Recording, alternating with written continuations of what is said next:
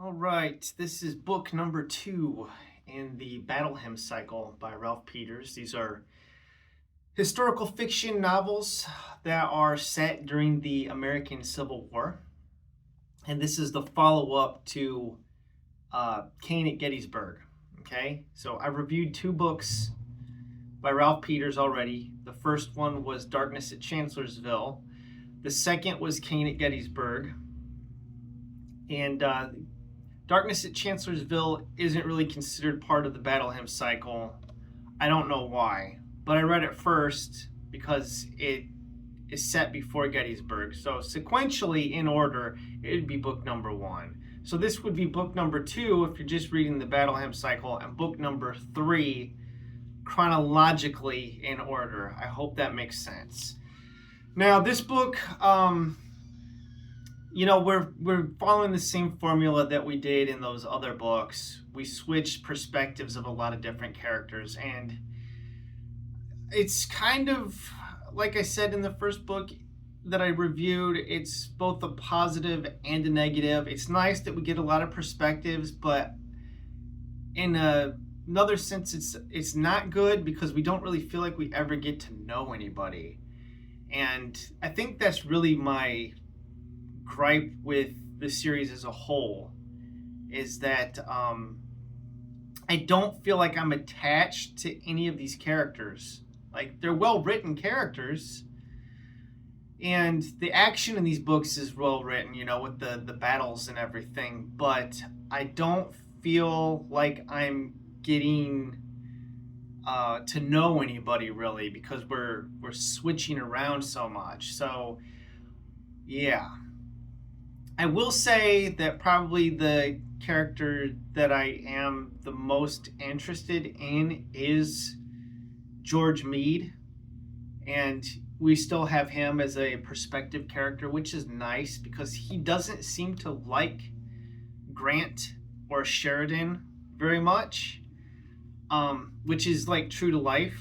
I know that he and Sheridan got into it. Like, Sheridan was the cavalry commander for the Army of the Potomac, came from the west out to the east. So I think that their contention, the scenes that they have where they like get into it with each other, were probably the standout for me in this novel. We also have switched our perspective from the units that we're following. In this book, we're primarily following the 15th Alabama, which is commanded by Colonel Oates. And I think he's a colonel. His rank is in dispute. I know that because I read a book about him, or I read one of his memoirs from Gettysburg. Yeah, Colonel William C. Oates, commander of the 15th Alabama. By the way, there's a little guide at the front of this where he has the key characters listed, okay, by Union and Confederate. And there's a lot of them. I mean, that's one of the problems I have with this, is I think there's too many characters. I wish he would have maybe cut the character list in half, because there's just too many characters. There's way too many characters in this book. All right, so we're following the 15th Alabama on the Confederate side and the 50th Pennsylvania on the Union side. And of course, we get sprinkled in Grant and Lee. You don't really have a lot of Longstreet in this book because Longstreet gets wounded. Of course, this book is following the Overland Campaign. So we're in 1864. So we jumped from the Civil War in Cain at Gettysburg.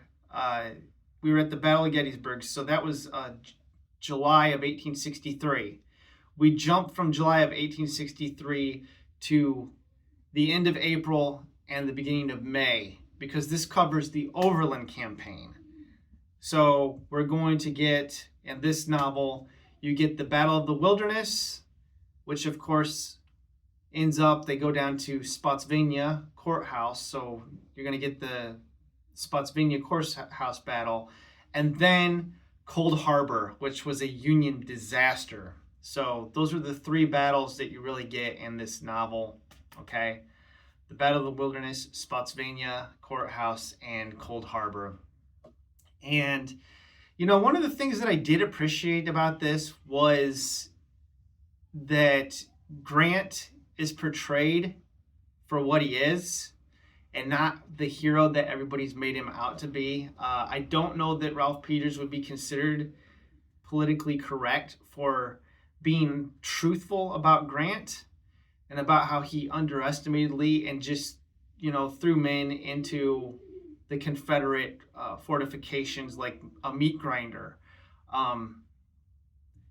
He was labeled a butcher, not by the Confederacy, but by the Northern newspapers. Grant was not popular.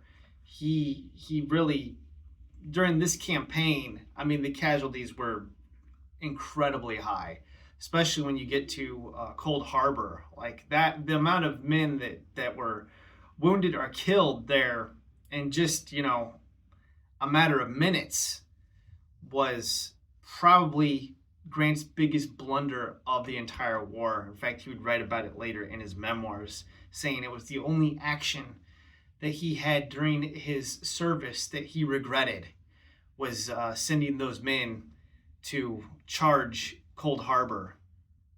So that was a disaster. But anyways, this book, I do think it was better than Cain at Gettysburg. So, you know, I just don't know how I'd rate it. I think these are really for Civil War enthusiasts. I think that if you're a Civil War buff, you'll probably like this a lot more than your average person. I don't think I could recommend these for anybody that's not familiar with the Civil War. I just think that they're like, I just don't think they're gonna like them. Okay, I think Civil War buffs will love these books. I'm kind of somewhere in the middle. Okay, I like them, but I don't love them.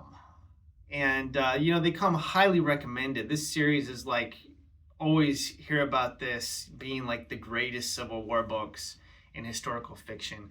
I do think they're better than Jeff Shara, okay, from the Jeff Shara books that I've read. But I don't know, there's just something, and I can't put my finger exactly on what it is. I do think there's too many characters. I think that's the problem. I think it's character bloat. If you cut the cast list down and you focused on just you know, 2 or 3 guys, I think that narratively the book would be stronger.